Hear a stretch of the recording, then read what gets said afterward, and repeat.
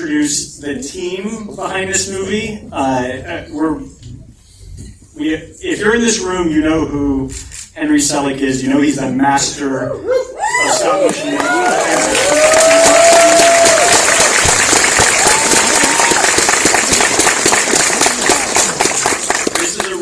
Project that brings so much of the DNA and the inspiration that is his signature. You'll recognize it, but it also brings in a lot of cool collaborators, some of whom are here tonight. So we're going to bring some of those people up on stage. Some of them are here in the house, and maybe I'll call out some names who aren't here or are too shy to come up. But the book was written by Clay McLeod Chapman. I don't know if Clay's coming up.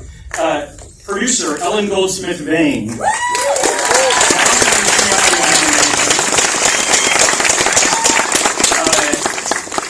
Character designer Pablo Lobato. Very cool character designs in this movie. I'm glad to hear Pablo to join us. A couple of voice actors. Tamara Smart is here with us. Keegan-Michael Key.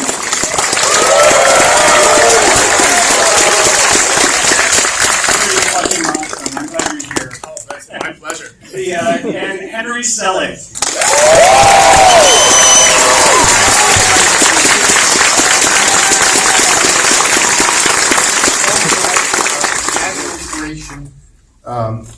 Is my sons 20 years ago when these adult men were little demons. I picture them as demons, and I wrote a 7-page short story, and that became the basis of the movie. Then collaborating with Jordan in particular, just grew it into this whole other beast. Well, tell us, just so we get a taste of, kind of that inspiration before we start, if you don't mind elaborating a little bit, because this is such an intricate and rich and dense kind of world that you've created, and you've been living with it for a long time. So if you don't mind just telling us a little bit more about that inspiration. It came from your sons, and then you had a chance to kind of bounce it off to the great comic mind. I mean, I started another film after Coraline. It didn't work out. It was just kind of bad blood. Things didn't work out for this film called Shadow King. I was kind of done. It's always hard to get these stop motion features up and off the ground. But then came along the Key and Peele show on Comedy Central. And I was just blown away by how talented this guy and Jordan were. And it took me 3 seasons to finally reach out and would you like to work with me on something? And I had this little story. And then Jordan, he wanted to do more because he was such a fan of stop motion animation. So my little skeleton of a story really came to life with that collaboration. Now, these voice actors contribute a lot to create the characters. Pablo Lobato did a brilliant job of designing them, doing caricatures of the demons that they actually could accept. They were a little worried about that. That's so long. Why is that? So it was like a kind of 2-stage thing. And we did actually start to do a book with Clay McLeod Chapman. We never quite got there on it, but maybe when the film's out in the world, we'll get that book finished. Would you mind telling us, because you sort of like, there was technically, in terms of just the technique and technology of stop motion, when you were working with Leica on Coraline, you guys just broke these kind of sound barriers there. What from that experience did you take with you, and what did you have to kind of invent anew for this one that we can look forward to? Yeah, going back to the dark ages of stop motion, doing Nightmare Before Christmas, when I directed that for Tim Burton, that was totally old school, but we brought in motion control cameras. We wanted to make it feel like a big, rich kind of story. But between that and Coraline, mind-boggling changes. Everything went digital. We could record the entire shot. We could paint out mistakes. We could comp anything in together. But between then and doing Wendell Wild, I am the animation supervisors in particular, Jeff Riley, who's here tonight. Jeff?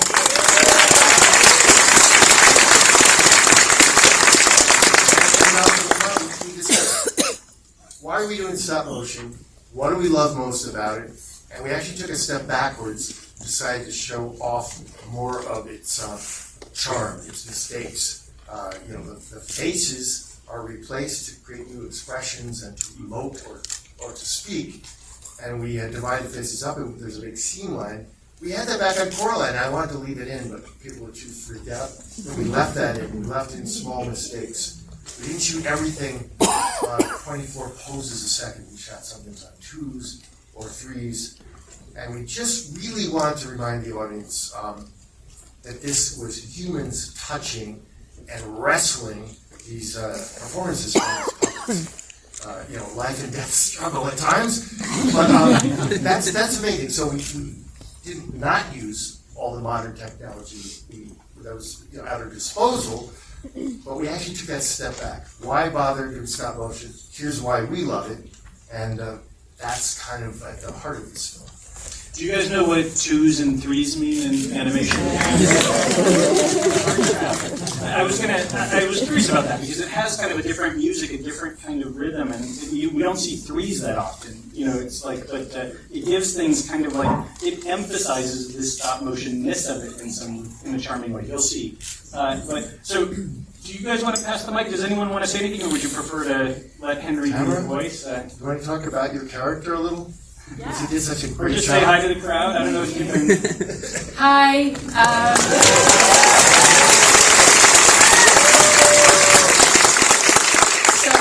I auditioned for this in 2017, and then it kind of came back around in 2018, which is when I found out I got it.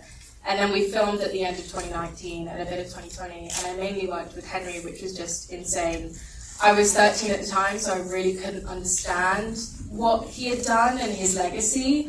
And so it was kind of just working with like a pretty normal person, which is insane because he's Henry Selick. But anyways, it was such a process and such a collaboration to go through this character, which was really like powerful for me, being a young woman in film.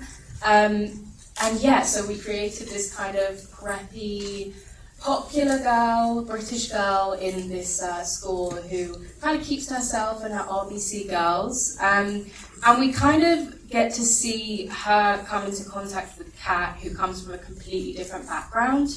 And we get to see that relationship form. And because they're from such different backgrounds, you see them clash so much. And it's so interesting to see and play with that. And Lyric was also amazing. It was just so fantastic working with such legends. Yeah, that's all I've got to say. So. Woo!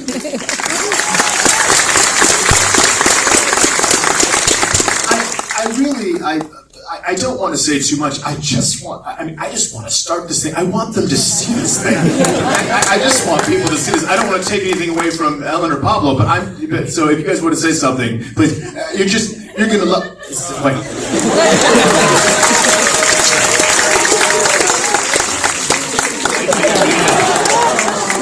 I agree. I just want to see the movie. Actually, I'm quite nervous with this. This is my first movie, my first everything, because I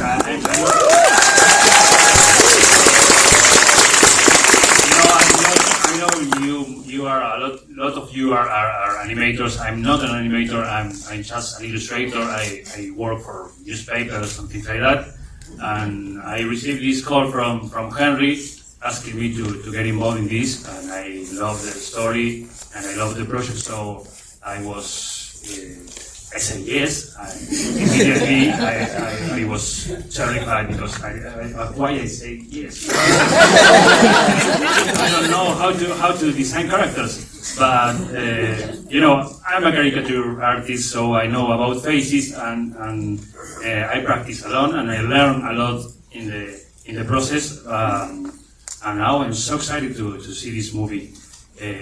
I drew Keegan-Michael Key a lot of times. I think it was like 3 months drawing him and Jordan. So it's like brothers from me. You don't know me, but I really know you. Okay. So let's see the movie.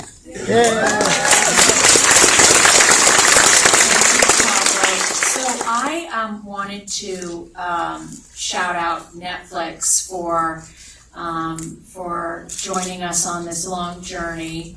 in making this film. And also, somewhere in the audience is our intrepid line producer, Julie Ragland.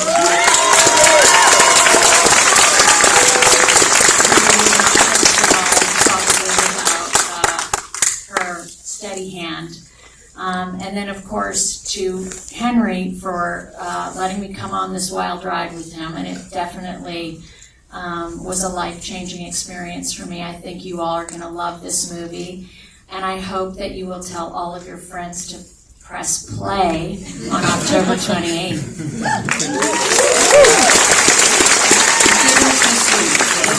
Yeah, if you like on the big screen, tell your friends because it's not going to be there long. All right, no more delay, but let's hear it one last time for the crowd.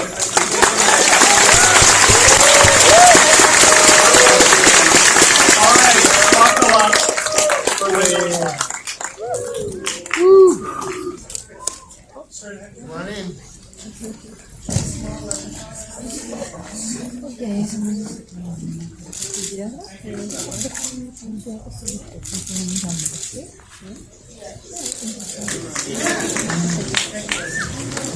Thank you, enjoy!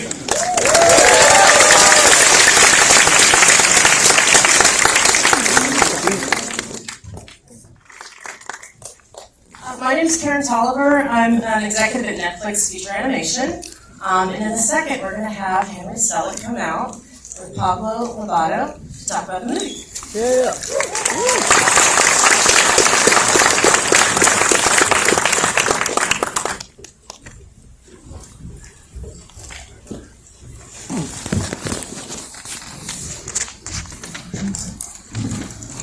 we can start talking about Henry before he gets here. How about that? Okay, perfect. Hi, everybody. This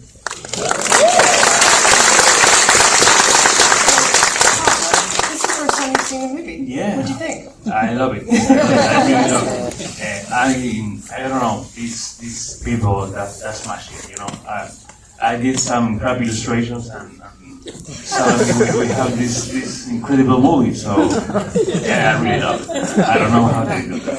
And this is your first time doing character designs Yeah, for a it's movie? my very first time, so it was very challenging for me. But I really enjoy it and I learned a lot doing this. What was it like, again, since Henry's not here, we're just going to talk about it. Okay. What was it like working with Henry? Oh, it's amazing, you know. At first time, of course, I didn't know him, so I was kind of afraid of, you know, this big star. But he's so nice, he's so easy to work with, and he's very open to listen to ideas. So that's very cool. And I think of him kind of today in one interview they were asking me some things, and I say something that I think is okay. I'm kind of, you know, I did a part of the work that was like, I don't know, in an orchestra. I play the fagot, something like that. And Henry is the director, so he's in every part of the movie and direct everybody to do their job. So I did only that. I played the fagot, but Henry is like, you know, is the magician behind all this. So but it was really amazing. Your designs are gorgeous. All the Yeah, characters are thank you. beautiful. One of the things I love about the movie is just the representation. I mean, it's just from the different, you know, representation of black and brown and just all different Yeah. ethnicities, and there's a great cast, and a lot of the characters actually kind of look like the actors that are playing them. Yeah. What was that like? How Oh did you guys well, talk about that was the easy part for me because, you know, I am a caricature artist, so that was the easy part. Actually, I'm here because I can do that, and Henry wanted from the first beginning to Wendell Wild looks like Peele. So he called me because of that, and I did that work, and Henry loved it, so I designed all the characters in the movie. That was great. You know, Mamber is kind of based on guess we're gonna have to stop talking about it. Because here's Henry Selick.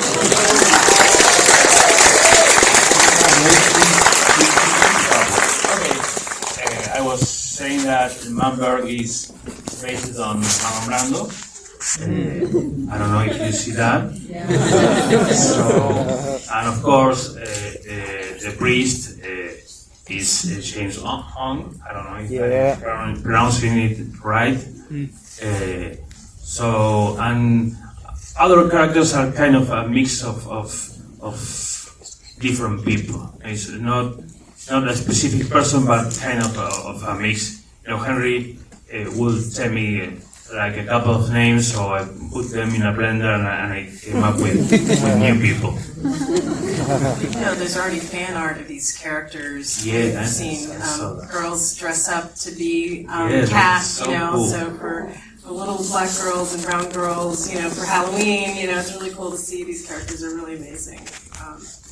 Henry, the movie's beautiful, right? And there's people who are laughing, and it's spooky, and it's emotional, and you said before that you make movies for, brave kids of all ages? Yeah. And your movies, I mean, they're so signature, like everyone, you can tell a Henry Selick movie, like, as soon as it starts. What is it about this tone that is important to you?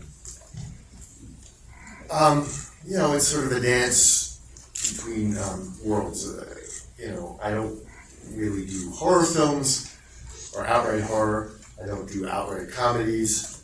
I care deeply about, you know, emotional center of characters, especially in Wendell Wild. It's just sort of what I've been drawn to since I was a kid. It's sort of what I was meant to work on, and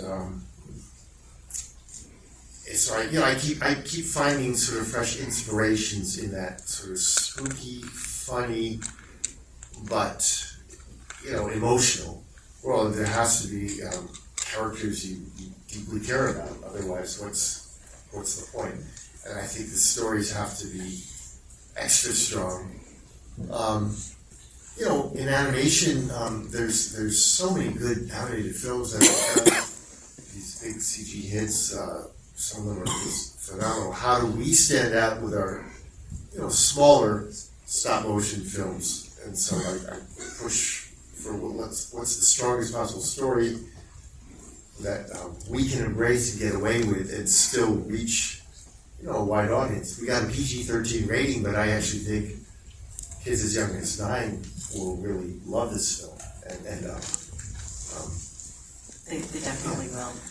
So we talked a little bit about how you got the inspiration from your children, thinking of them as demons, and you decided that from Peele that you wanted to reach out to them, and you guys started a relationship, and it was your story, but Jordan wrote it.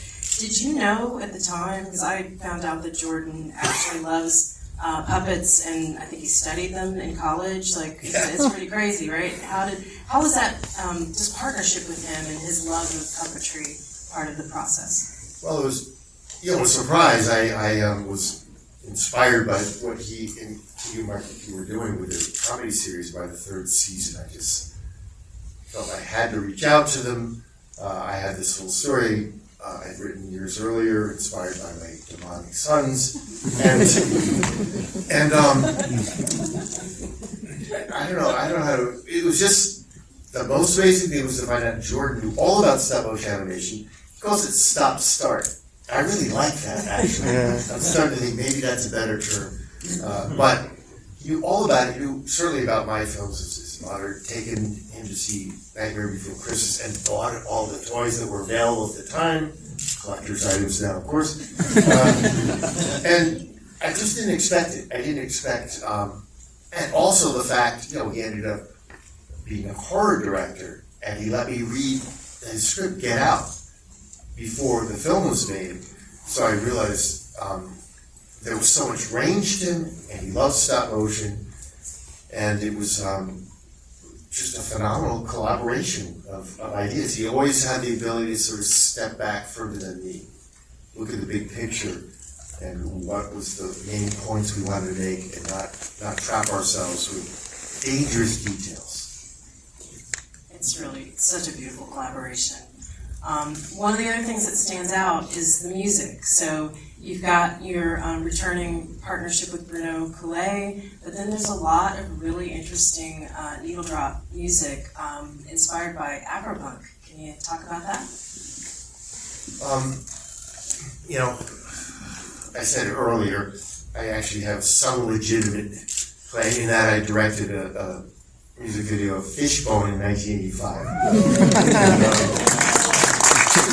But, you know, the idea of what's in the film to begin there, it really came from what is Kat's look? What is she, what's going to separate her from other kids? Just something that was kind of unique, and then Jordan and I kind of found out about Afropunk movement, musical movement, culture, namely young people, both honoring the original black and brown punk bands of the 70s and 80s, and new bands like Big Joni from England, or punk adjacent people like Janelle Monáe at their festivals.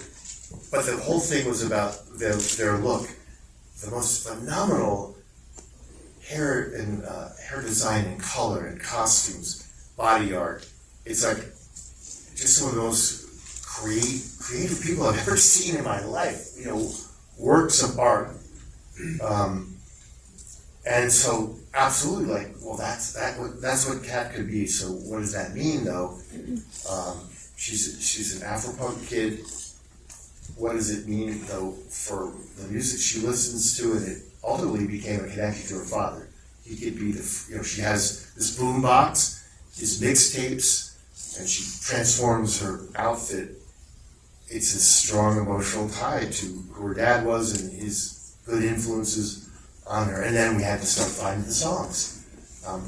There was a few early ones, Ghost Town, when we first beat Buffalo Belzer, a couple of others, and along the way we kind of lost them because they were expensive.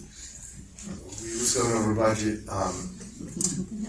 Wonderfully, Karen, when she came aboard at Netflix, she was told our film was locked picture-wise. It wasn't really, but she was told that, but music wasn't. And she dove in and, working with us and Brandon Coulter, one of our executives who'd been on through most of the project, was able to resurrect these old songs. She heard them and liked them, and then it became this whole thing of like just picking the exact right song for each moment. And the funny thing is, this came very late in the process. We kind of lost our way. Bruno tried to replace a lot of those songs and write things, but he couldn't do all of that. He did have the one song, Raising the Dead, when the old guard are raised. He wrote that, the lyrics, but it just became this sort of catch-up game at the end of like getting back to where we should have been. And I'm very happy and proud of the songs that were selected. There was, Brandon had input, Karen had a lot of input, Jordan, of course, Mandy Hutchins, our editor, was phenomenal. She came up with probably half the songs in the film, and everyone weighed in. It was just so cool to find the right song for the right moment. What's the first song for Kat? Well, it's Dad's mixtape. And of course, he would have been into X-ray specs and polystyrene. And I don't know. I'm so happy that we got to kind of turn the ship around and get the right songs in. It really elevates the film. It's beautiful.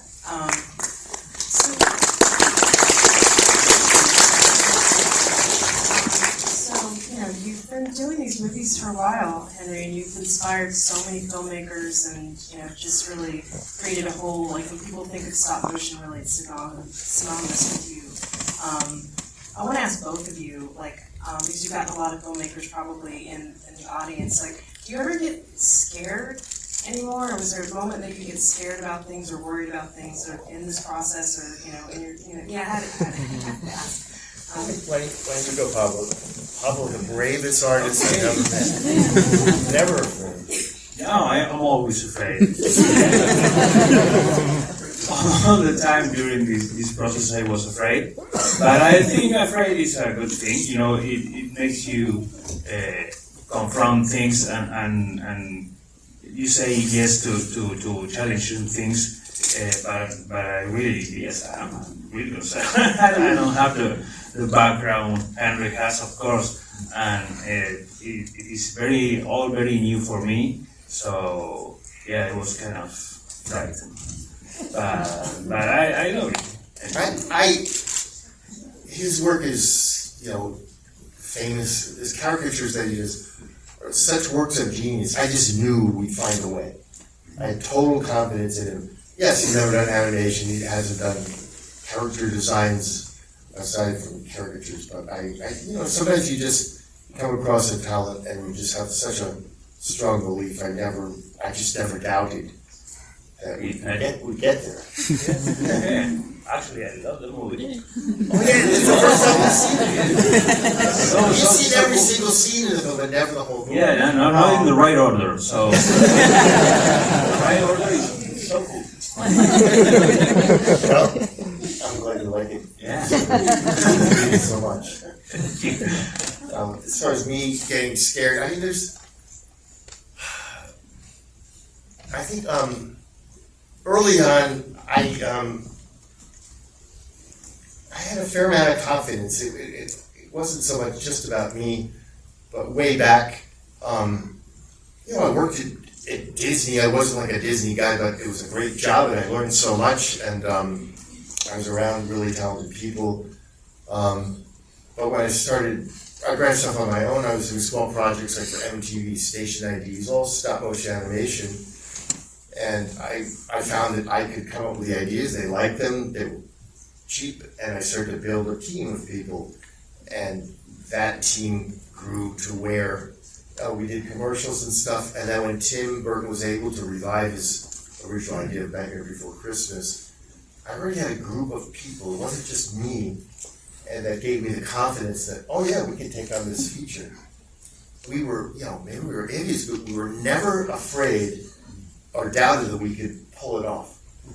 We're just so happy to be working on kind of the first stop motion feature in a country that was well made. And I don't know if it's ego or fear, but in the end, you've got to believe in yourself to convince anyone else to support your vision. So I've been scared of elements about things that might shut a film down, but I haven't really doubted my vision, and it's never always about me, it's my team.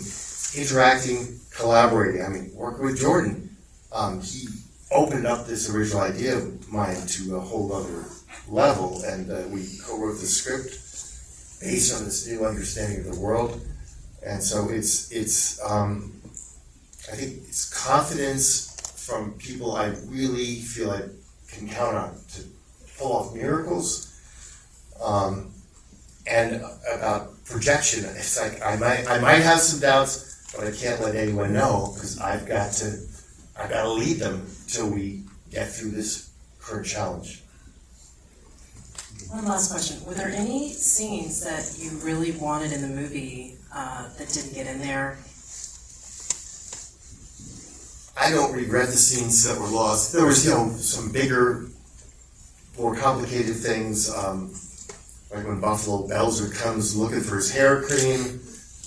He was going to, the heroes were going to escape across the bridge, across a frozen river, and then he was going to come after them and leap down, and they were hiding in the brewery, and there's this whole long elaborate thing. At the end of the day, the movie didn't need it. And we just kept Belzer where he was. He doesn't actually step out of, the ground. He rises up and gets what he needs. And so I regretted it for a while, but ultimately the film didn't need it at all. And the film's better for not having gone to those lengths. We have a nice chase, and then we discover new things about Belzer, but the real battle is the bulldozer battle. It's better to save the ammo for that scene. That's the only one, and I don't regret losing it at all. Well, you made a beautiful movie. Thank you so much. This is just great.